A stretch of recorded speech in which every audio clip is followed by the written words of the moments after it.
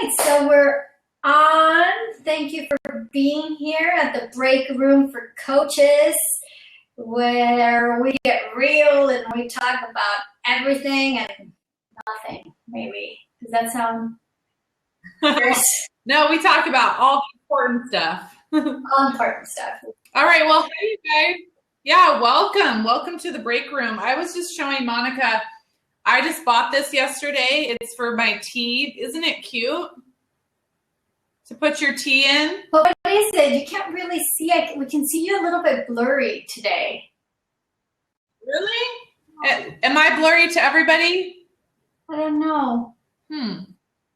Anyway, it's a coffee mug. Blurry to me. Let me know if You do look blurry.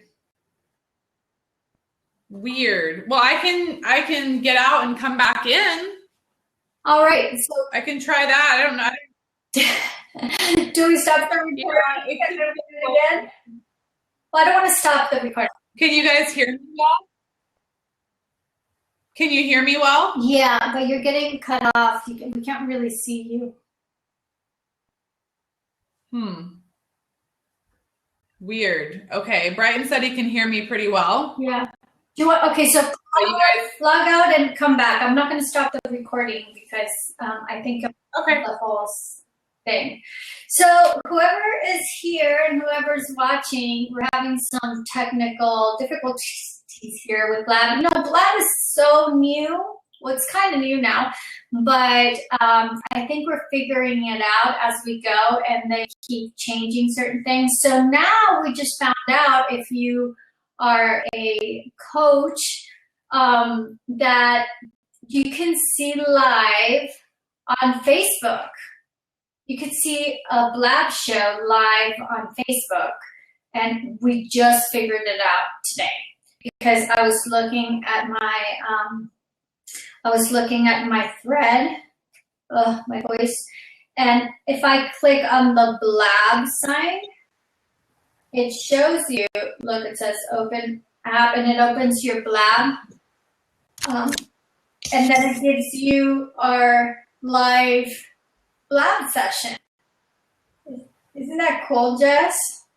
I did not know that. So we're streaming live on where on Facebook? Yeah, well, like if in Facebook they go to our Blab, post, it will take them to the Blab app and they can watch us live. Great, yeah. Isn't that cool?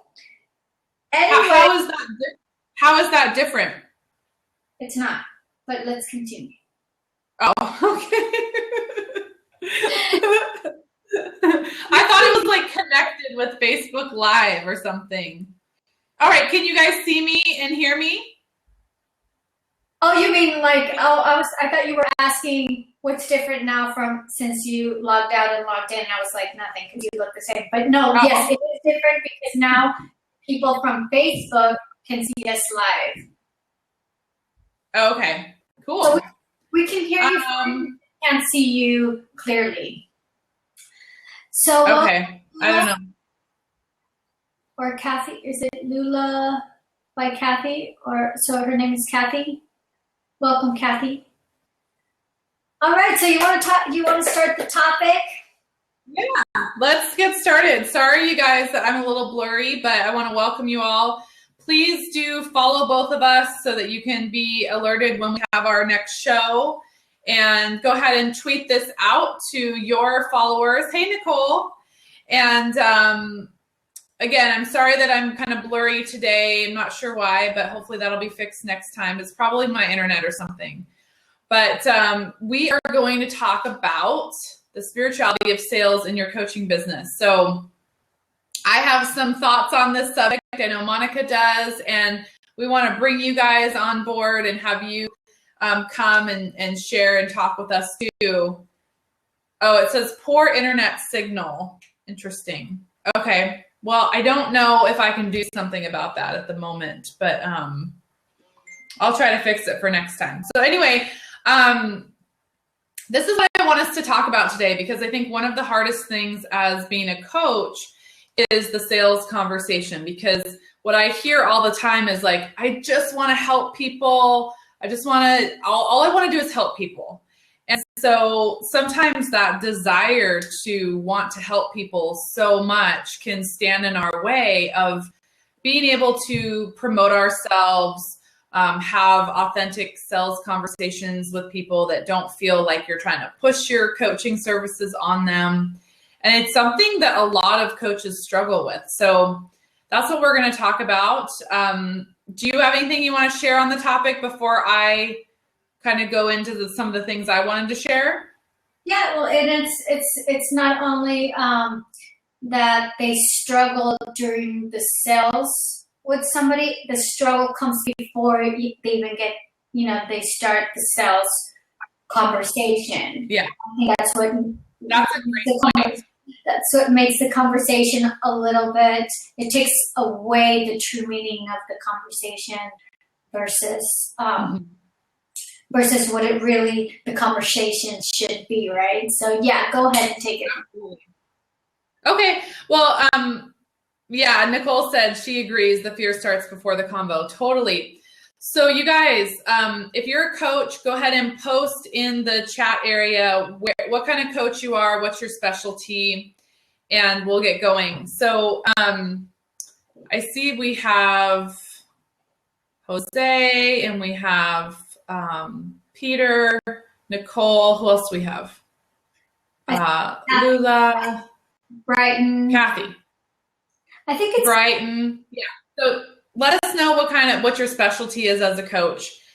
So the fear, what I always hear is that the first thing is this fear of promoting yourself and even just putting it out there to say what you do. So here is where I want to bring in the spirituality piece. And then I think it would be great for you, Monica, to kind of talk about the shadow, like what is that side of ourselves that's really afraid and what can we learn from that?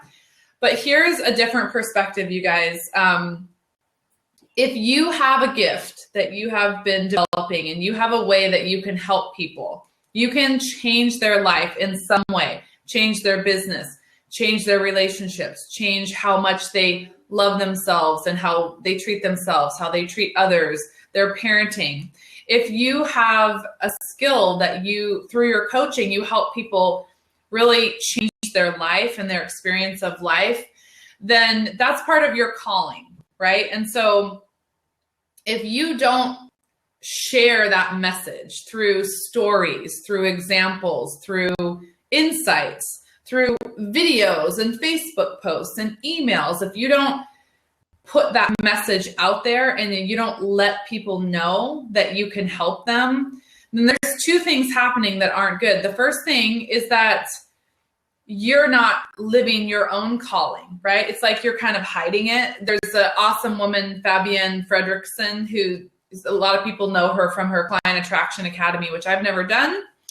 But I remember listening to her, this was probably like 6 years ago. And she had this analogy where she talked about your brownies, like your genius and your gift, that's your brownies. And it's like you have people over at your house and you've like baked these brownies and you're like keeping the brownies in the kitchen because you don't want to share your brownies with anyone. And they're like warm and toasty, yummy brownies. And you're just like over here like, no, these are my brownies. I'm not going to share them. And that's kind of like what your gifts are. So you want to like bring them out of the oven and let everyone like smell the brownies and like let everyone know that you have brownies to offer. I mean, it's kind of a silly analogy, but it really stuck in my mind because it seems so funny. Like, why would you keep that from your friends when they come over, right? You wouldn't. You would share it with them. So it's the same thing with being visible and, promoting yourself, right? Quote unquote, promoting yourself. It's really just to share what you have, let people know. And so one of the biggest mistakes that I see coaches make is they don't make any offers. They don't put it out there and share with people what is the problem that they solve. What are the kinds of problems that their clients come to them with? Like they don't tell enough stories. They don't let people know, hey, this is how I help people. This is how I work. So that's the first thing that's really sad if you don't share it. The second thing is the people who really, really need your help, they don't get your help because number one, they don't know you exist. They don't know that a service like yours exists. They don't know that there's relief and support for what it is you do. So on a spiritual level, to me, it seems like a double negative, right? You're not living your calling. Your clients aren't getting to get healed and get the transformation that you provide, which is most likely blocking them from living their calling. So if you believe that we're all here to live our own life lesson, to live our own mission and live our own purpose, and you're a coach and you're helping people unblock things that are stopping them from that, then it's really your duty to put your message out there every single day in a passionate way. And it's your duty to have sales conversations. I like to call it an enrollment conversation instead of, say, a sales conversation, because as a coach, what you're doing is you're enrolling your clients into their own transformation. So it's really cool because you're actually not selling anything. You just are someone who's passionate about enrolling other people into their own transformation, enrolling them into their own success. And so your job as a coach is to get really, really good at enrolling your clients into their own transformation and their own success. And guess what? You do it every single day on coaching calls. You're selling every single day, whether you realize it or not. But every time you coach someone, you're enrolling them back into their own success. Because what do they do when they get on a coaching call? They get onto the call and they're like, oh my God, I'm really stuck with this. And oh my God, this is blocking me. And I'm so frustrated with this. Like, they're going to tell you their problems. They're going to tell you what's coming up for them. And now your job is to enroll them into their own success so they can go and take action. So your sales calls are no different.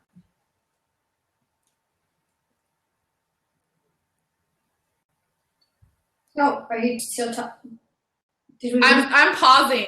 Oh my God, I think I'm pausing for you to jump in. Okay, sorry. It's just because there's a little because when you're talking, sometimes you get frozen. So like, I didn't know if it was that you stopped on that. Oh, okay. Yeah. So yeah, just kind of reaffirming what you're saying. I guess more on the side that I kind of more familiar, because at the beginning I remember when I because a lot of you guys know that we met because Jess is my business coach, right? And I go to her for many of that's her thing, right? I have another thing, and this is kind of her area of genius. Well, it's not kind of, it is her area of genius. But here's what I found out. When we were having a really hard time, with the sales call or whatever, I think in a way, in a deep level, we were really sure about our gift. Like, we knew we had it. We knew that when we spoke with people, people would leave so happy. People would have shifts in their lives. But there was a part of us that still was unsure, right? And so what I found, in kind of in a more spiritual way, if you want to call it, I feel that within ourselves, there is a wise self. There is a self that will let you know if it wants to move forward or not. And in shadow work, one of the things that I found out with my clients, and lately that's been happening a lot, is that which they hated about themselves, they didn't like or disown or whatever, we found what it was, we found the light, we found their strength. So when they ended the call, like we ended our session, they would leave with just so much more sure or reaffirmed. Is that how you say it, Jess? Like they left reaffirming what their true gift was.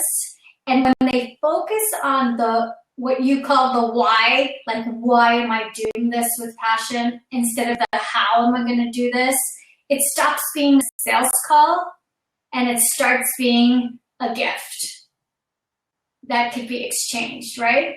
So and another thing, what you said about, the brownies, like you have all these brownies and you don't want to share them. It's funny because in constellation therapy, I'll talk one day about what that is. But in constellation therapy, which is a work of this man called his name is Bert Hellinger.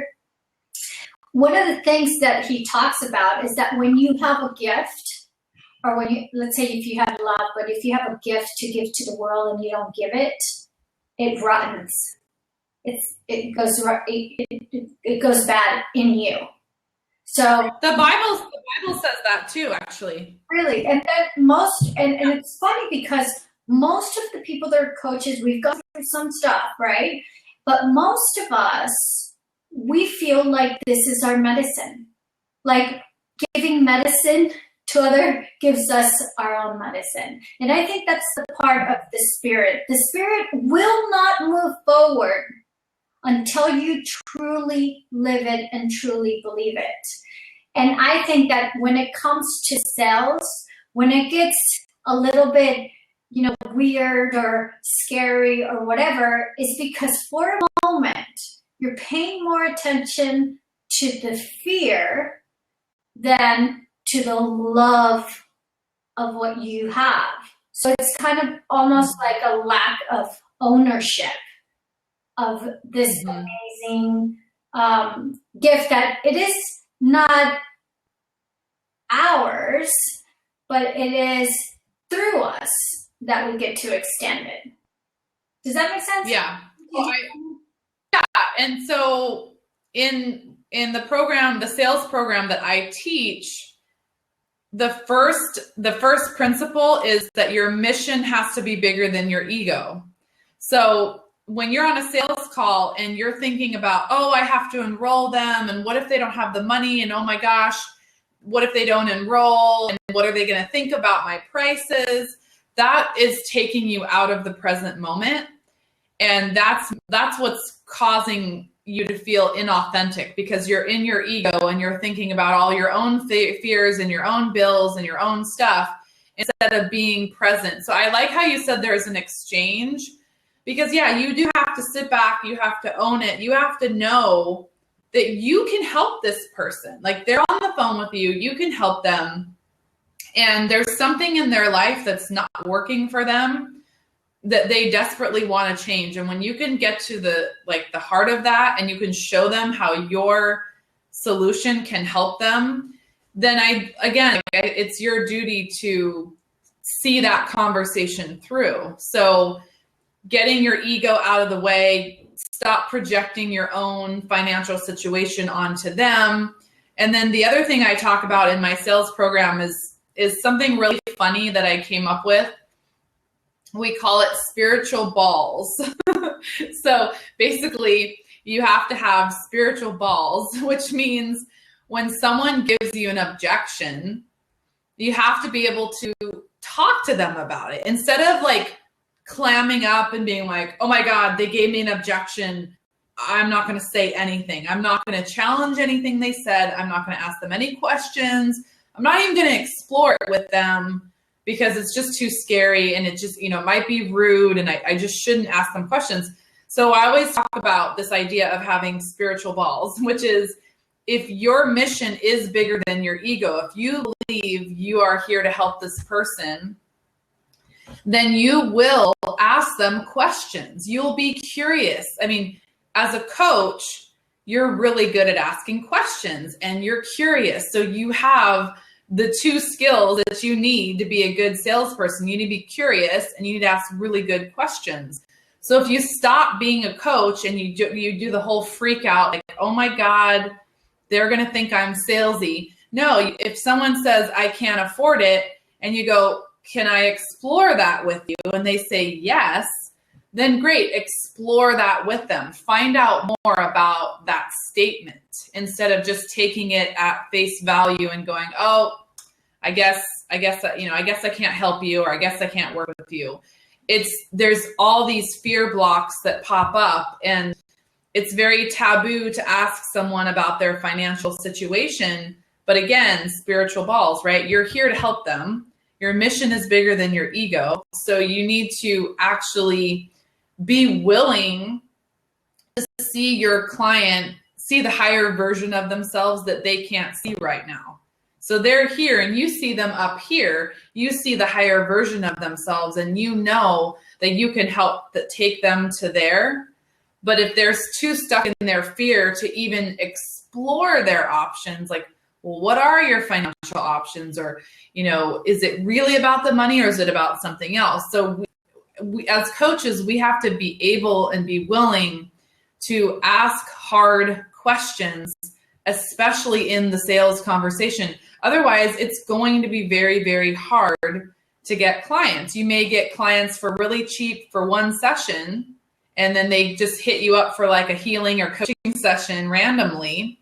But if you're willing to actually explore their objection, they're going to have a lot of respect for you, and you're going to actually get to the root of it, which is just their fear.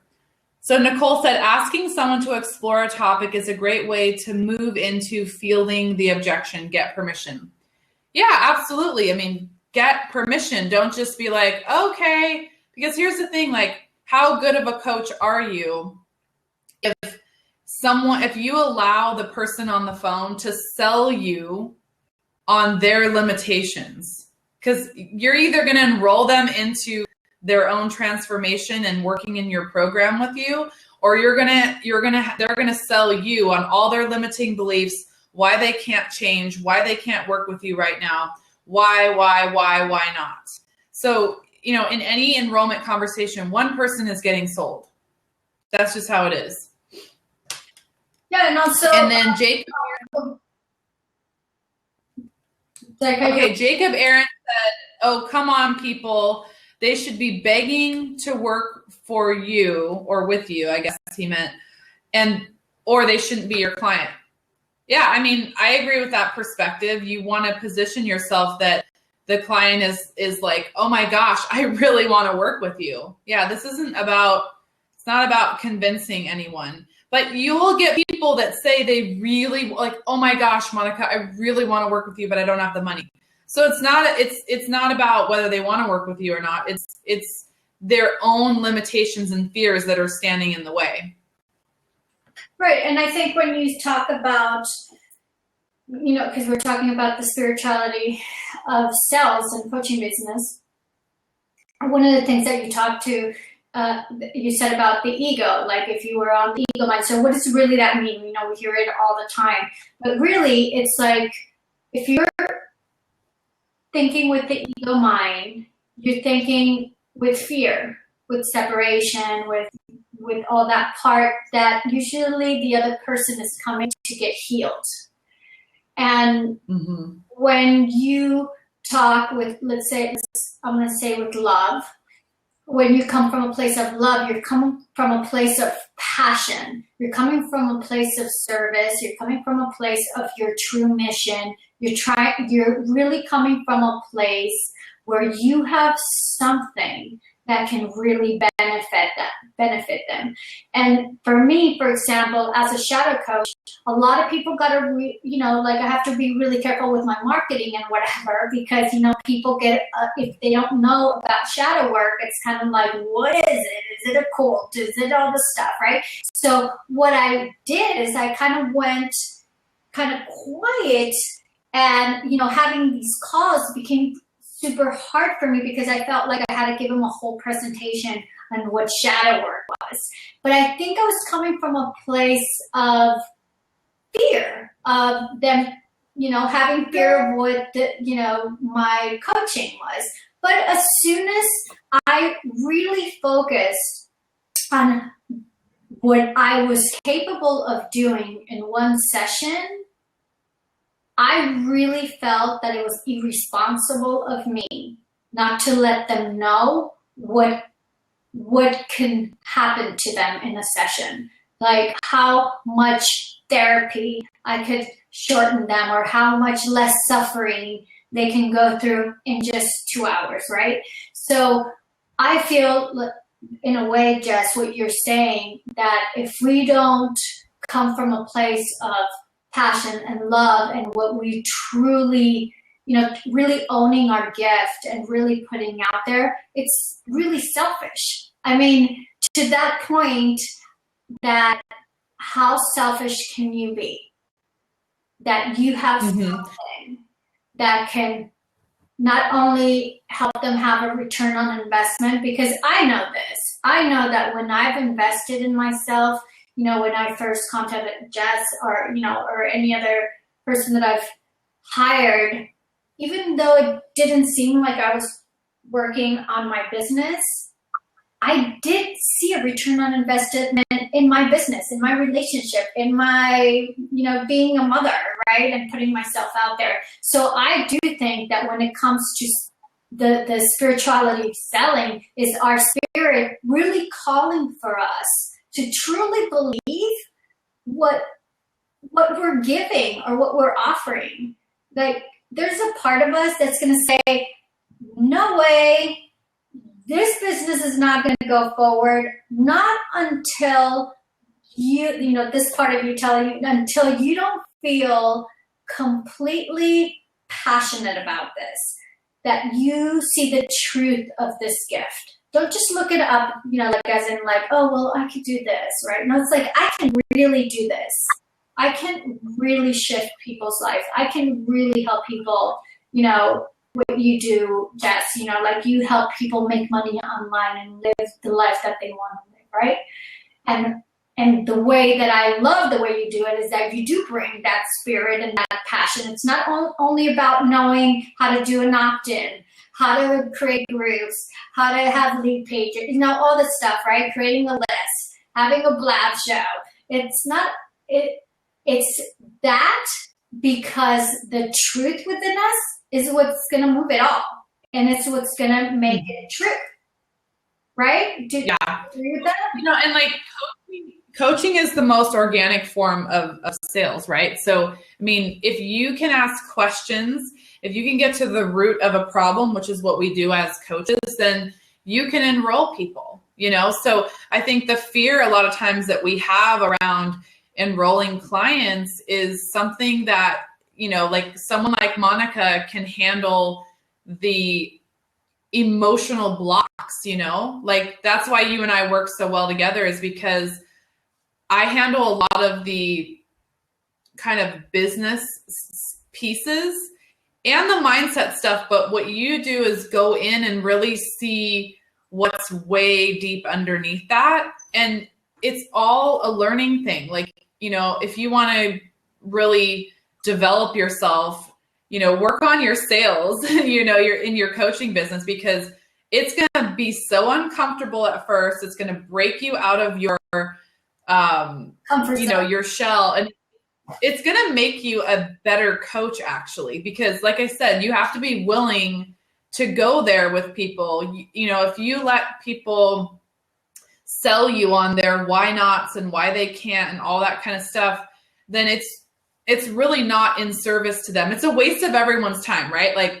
You spend an hour with someone, they spend an hour with you, and at the end they're like, well, I can't do it. And it's like, if we can't navigate that conversation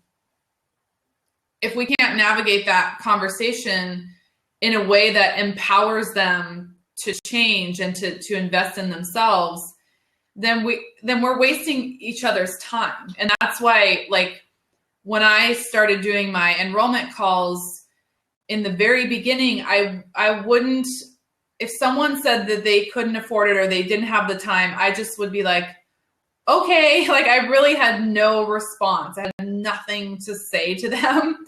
And now I'm very direct with people, and I was really afraid that I would piss people off. And I have to say, I've done thousands of consults between my coaching business and my other business, and I've probably only pissed off 2 or 3 people that I am aware of.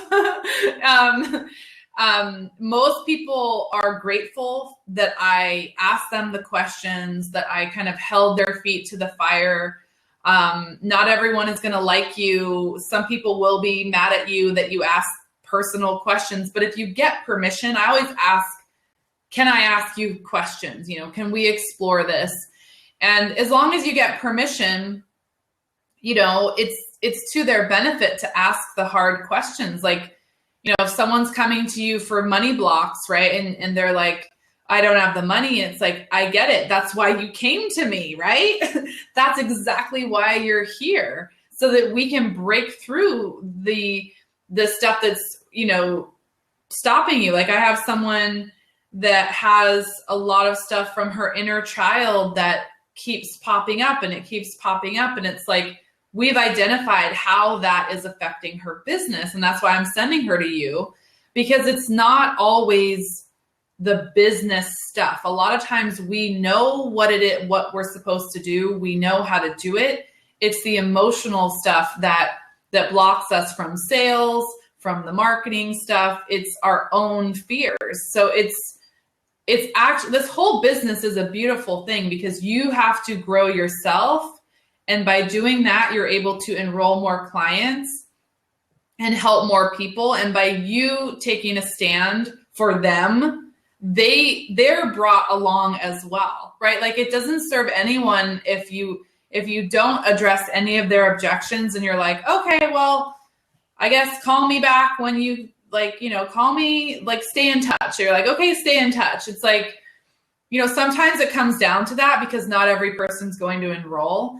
But I mean, if that's your approach to every single sales conversation, it literally wastes everybody's time. It really does, because people have to be about results. If they want to talk to a coach and you're not going to focus them on results, and you're going to buy into everything that has got them to where they are, which is all the reasons why they can't, work with you as a coach.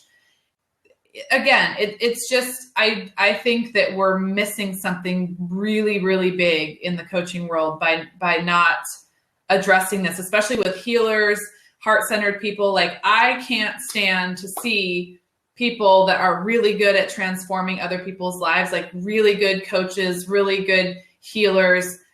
It frustrates me when they are not able to build their business. Like, I'm passionate about that. And I know that you are too. So I hope that people listening are, thinking about that, because there's really too many talented people on this planet in the coaching industry that are struggling with the business part, and it doesn't have to be that way. Oh, Mariana's here. And also, awesome. I'm Mariana.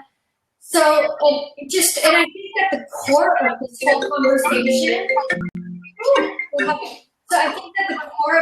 conversation, is really that we need to own our gift and be responsible. Be responsible of who we are. I think that we're not in a time right now where you can stop and say, like, well, when I get my opt-in or when I do this. I think we're in a time right now, like, look at our world. And I think that in general, the world, and I know it sounds very Marie Forleo, but the world does need people like you, like us, and and people like us. And we've been very selfish and irresponsible because we're just not connecting and grabbing that part of us that we know we have, but we just haven't been able to really connect with that. And I think that that's our passion, right? Like with you, Jess, like you see the greatness and you're like, you shouldn't be struggling with this.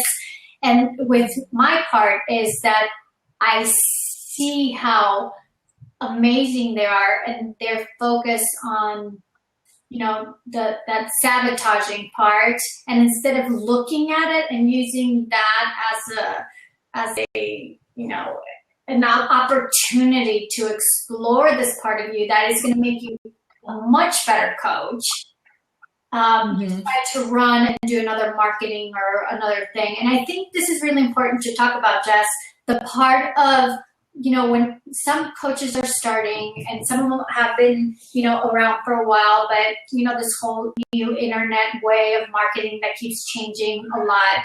And I've noticed this a lot in our communities, where they go into other people's websites and check it out and what's going out there and whatever, and they kind of put it all together, and they have a mix of all these other people plus whatever their stuff. And that, what happens with that is that you don't have really strong pillars. I'm not saying not to look at other people's stuff. That is great because it teaches us all the stuff. But instead of going out there and checking out what, so much what other people are doing, is really owning what you would do and having a little bit more trust on what you're doing. And I think that's, as when I started as a coach about 11 years ago, and we didn't have all this stuff, right? Like, this is kind of new for me. Like, I just started a couple of years ago with this. And for me, it was kind of like, I would see what other people were saying. I was seeing people in the groups and whatever. And at the end, I was like, I just kind of don't want to do that. And there was a part of me that I just was pushing away. I was like, Monica, shut up. You need to do what, it's out there, and you need to do. And that's what got me like really scared. But I think right now I'm in a time that I have to own what I don't like to do in marketing, own how I don't want to put myself out there, and really find within myself, and of course with the support of the people that you love and that you trust. Like one of my support sisters is Jessica, and sometimes where I'm in a place and I go with her and I'm like, this is how I feel, right? This is what I can do and it feels good. And she's like, then move on, right? Like, go ahead and do that, and then have a space to, be a bit out of your comfort zone, because she is kind of the genius in that area. But my point is that if we don't own and take responsibility of who we are in this world and what we're capable of doing, and I know the people that are here and the people that are watching, and if they're coaches, you're here because you've seen how people leave after they speak to you. You've seen how you've transformed people's life, because they come and they tell you, like, after I talked to you, this and this and this happened. Like, you cannot say that you didn't give that gift. You cannot say that, because if you're here, like I said, and we know you have a gift.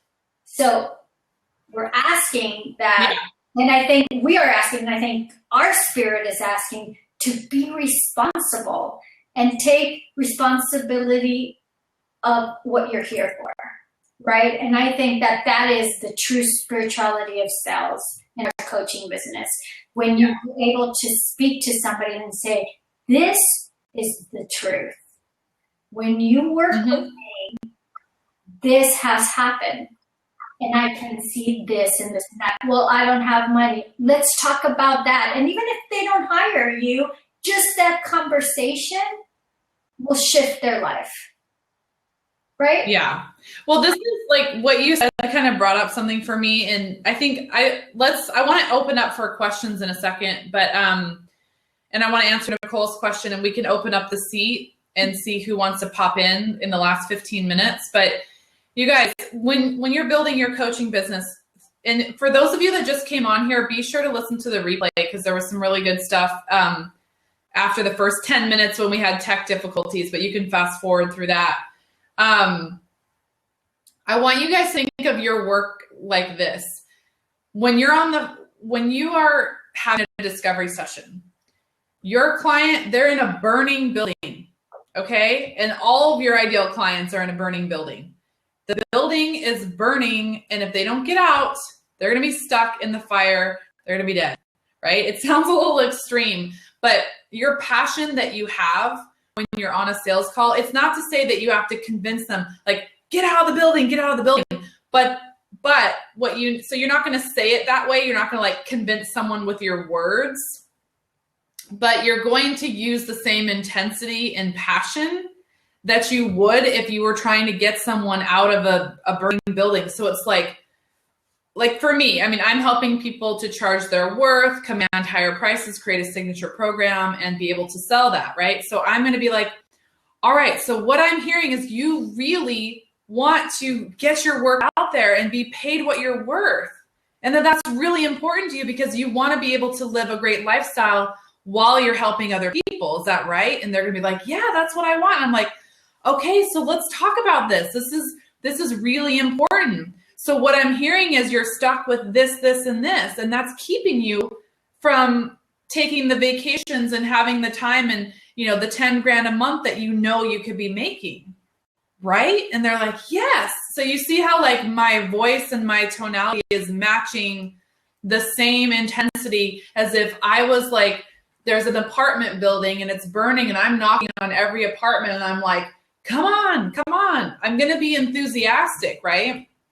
But in an enrollment conversation, you're not going to use the same kind of words because it's not about convincing anyone. It's about enrolling them in their own transformation. If someone doesn't want to enroll in their own transformation, if their wealth consciousness is not there yet, they want to make 10 grand a month, but they're charging $100 right now. You know, you just have to match the excitement saying, look, I can help you. I've helped all of these people. Look at all my success stories and I can help you too. So it's really just showing them how passionate you are about getting them to where they want to be and showing them that it's possible and helping them tap into why they really want it. Because you have to want it bad. If you've been doing things a certain way for a long time, you really have to want to change. Like I had to become a completely different type of, not a different person, but I say that because it's a weird thing to say, but you do have to become a different person.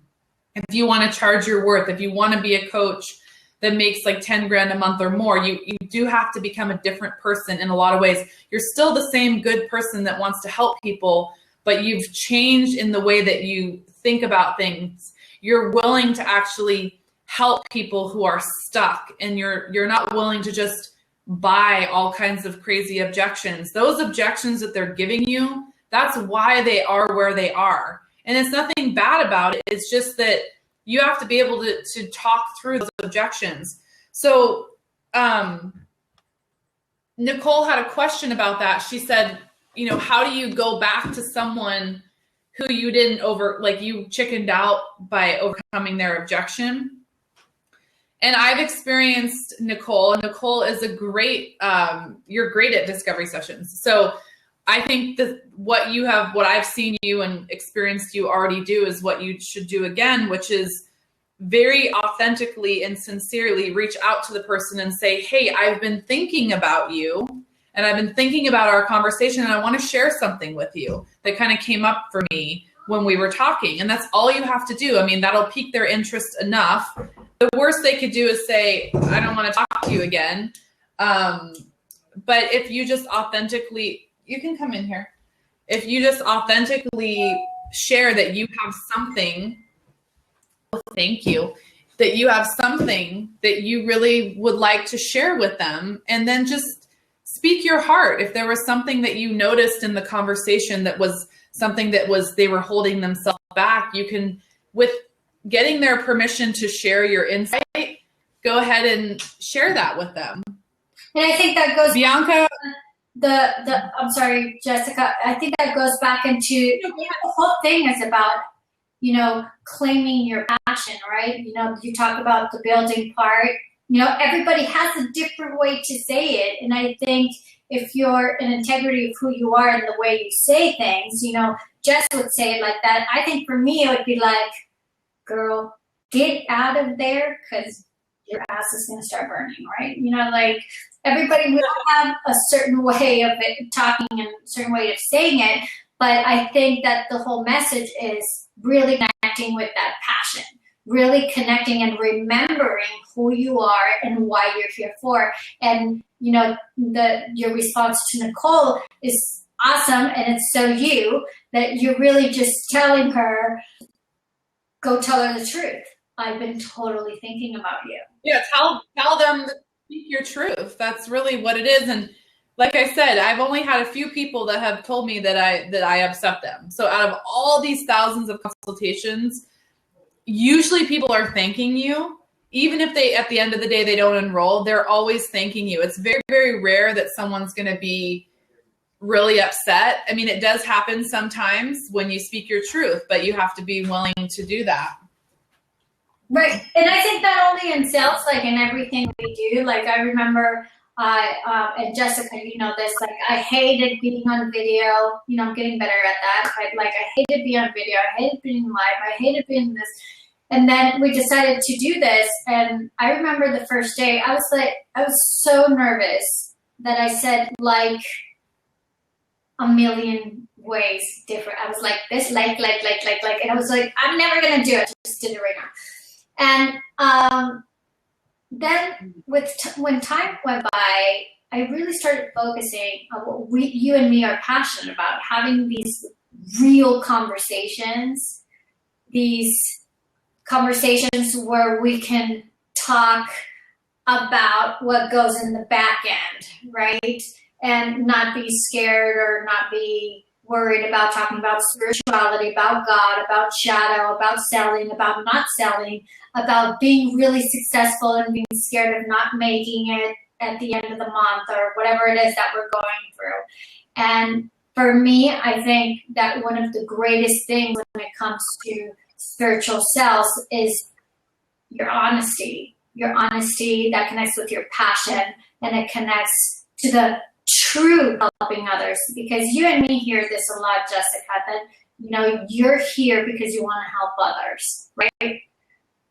So if you truly want to help others, you need to have these truthful conversations and not worry. Mm-hmm. Yeah, you have to be willing to get over your own hang-ups. Like, oh my gosh, if I ask them this question, like, it's like, for example, if someone says they can't afford it, I'm just like, okay, well, how can you afford it? I mean, it's a simple question. And they're like, oh, and they start thinking about all their resources that they have.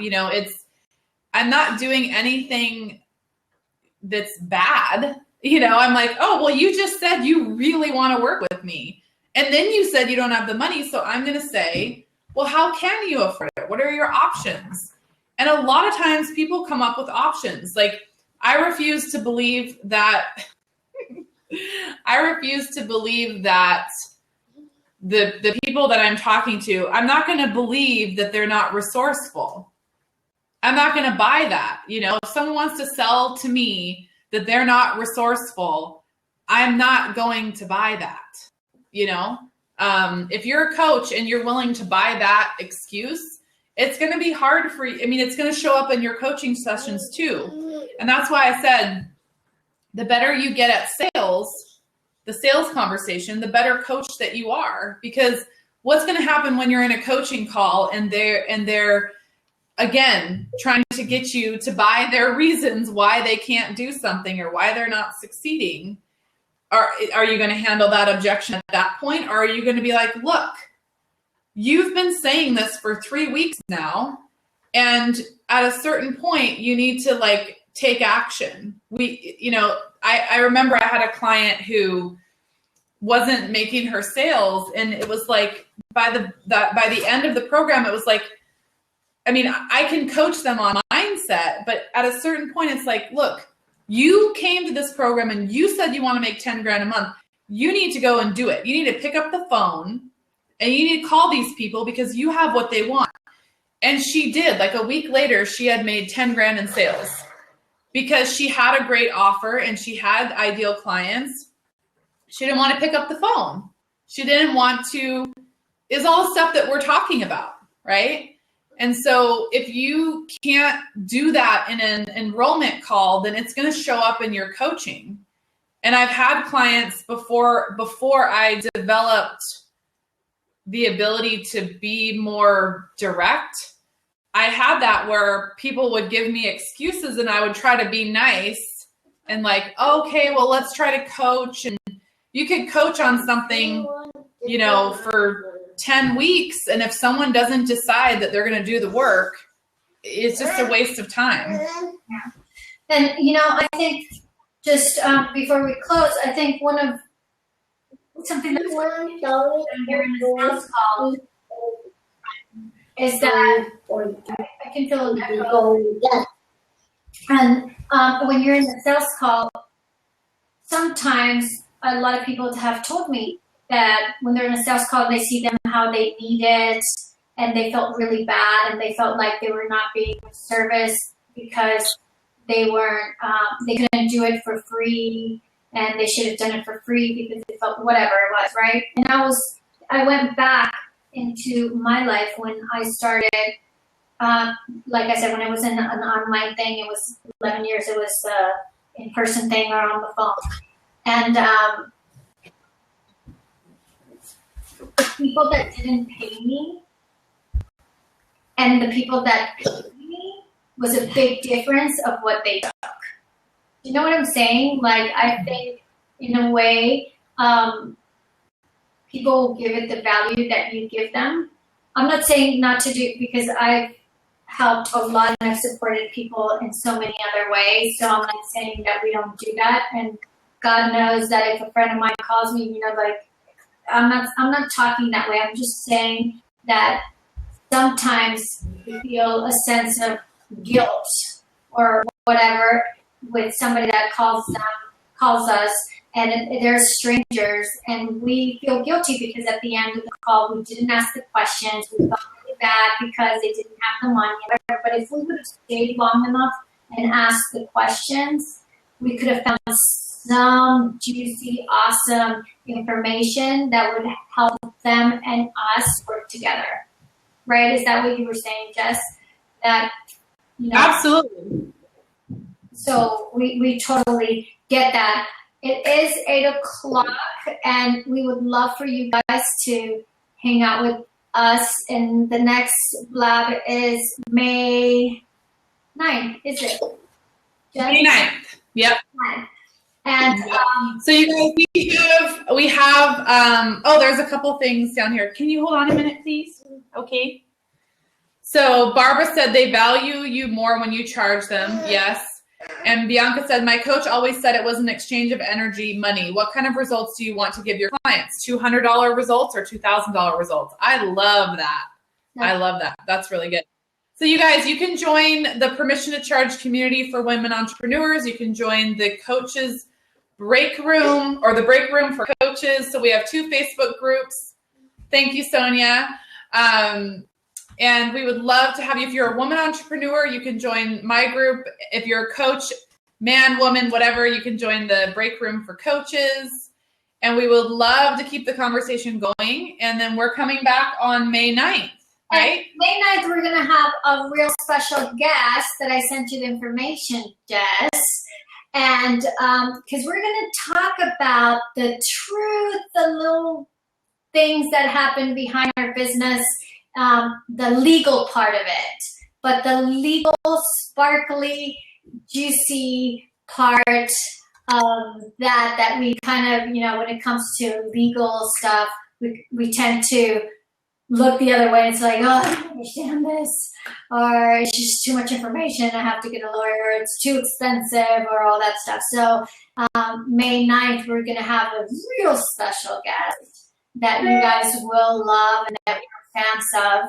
And she's going to be here answering a lot of questions and this girl, she's really amazing. She's really aligned, and she's really into her sparkly world. She's a very successful coach, and she's all into legal stuff, and we get to ask her tons of questions, and we're going to open our seats so you guys can be part of it, and we can talk a little bit about what's going on, about what happens when maybe somebody comes to your website, copies all your copy, and puts it exactly the same way with changes a few words. Like, what can you do, right? So that kind of questions we're going to be able to ask. Jess, do you have anything to say before we go? No, I'm excited. It's going to be great. Yeah, so thank you guys for being here, and we hope we were of service to you. That's all our intention, and behind that intention, I think it was a way for me and Jessica to hang out twice a month and chat. So she's in Spain, you guys. She's in Spain. I'm in Seattle. That's why she said it's 8:00, and some of you are like, what? Because it's only 7:00 here. But I know everyone is coming in from everywhere. So you guys come back, follow our channel so that you can, we do shows twice a month. And it's a great place for you guys to hang out and talk. Like, it's like talk shop, like all the stuff that we go through as coaches. So I'd love to see you guys. Coaches Bakery. Sorry. What? We're on YouTube also. Go ahead. We have our channel on YouTube, and you could watch all the replays and other stuff stuff that we've spoken about. Thank you, Mariana. I don't know Yes. if it's Marianne. Thank you so much for your comments. So. Okay, bye, you guys. Bye, Monica. Thank you, Jess. I love you. Love you. Bye.